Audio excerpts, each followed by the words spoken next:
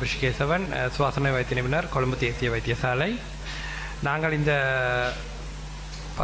Media ப்ரீஃபிங்கை நடத்துவதற்கு முக்கியமான காரணம், தற்போது புது கோவிட் நியூமோனியா பற்றி பல ஊடகங்கள் விதமான செய்திகள் வருகின்றன.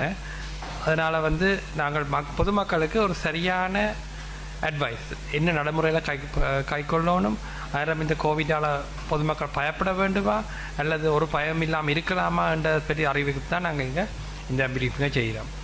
முக்கியமானது, இந்த புது வகை கோவிட் என்று சொல்லப்படுவது முதல் இருந்த கோவிட்ன்ற ஒரு மரபு திரிவாக்கம் நடந்து வந்தது. இது முதல் இருந்த கோவிட்டை விட கூடுதலான சீரியஸான நோயை ஏற்படுத்தக்கூடியதோ அல்லது கூடுதலான பரவலை ஏற்படுத்தக்கூடியதாக இதுவரைக்கும் கண்டுபிடிக்கப்படவில்லை. அப்போ உலக சுகாதார தாபனம் இதை ஒரு திரிவாக்கம் அடைந்தது அண்ட மானிட்டரிங் என்ற ஒரு கேட்டகரி தான் வச்சிருக்கு. இப்போ இதால் தற்போது ரெண்டு பக்கத்தில் பார்க்கலாம். ஒன்று வெஸ்டர்ன் கண்ட்ரிஸ், அதே மாதிரி சவுத் ஏஷியா, கீழாசிய நாடுகள்.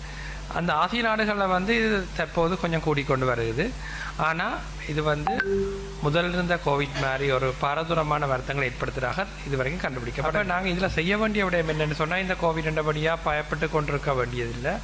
ஆனால் அதே நேரம் நாங்கள் தொடக்கத்திலேயே எல்லா கோவிட் நியூமோனியாக சொன்ன மாதிரி சுகாதார சுவாச இருமல் நடைமுறைகள், அதாவது வெளியே போயக்குள்ள இருமல் தும்மல் மூக்கை மூடிக்கொள்வது, அடிக்கடி கையை கழுவுறது, அதே மாதிரி உங்களுக்கு வேறு நோய்கள் இருந்தால், முக்கியமாக சொல்லப்போகிற ஹை ரிஸ்க் கேட்டகரின்னு சொல்லப்போகிற, அதாவது நோயாளிகள்னால் நோய் எதிர்ப்பு சக்தி குறைவாக இருக்கிறது, சில மருந்துகளாலேயோ அல்லது கேன்சர் புற்றுநோய் மருந்துகள் எடுக்கிறதாலேயோ அல்லது ஓர்கன் டிரான்ஸ்பிளான்ட் மாதிரி சிறுநீரக மாற்று சிகிச்சை செய்தார்கள், அவங்களோட உடலில் எதிர்ப்பு சக்தி குறைவாக இருக்குது.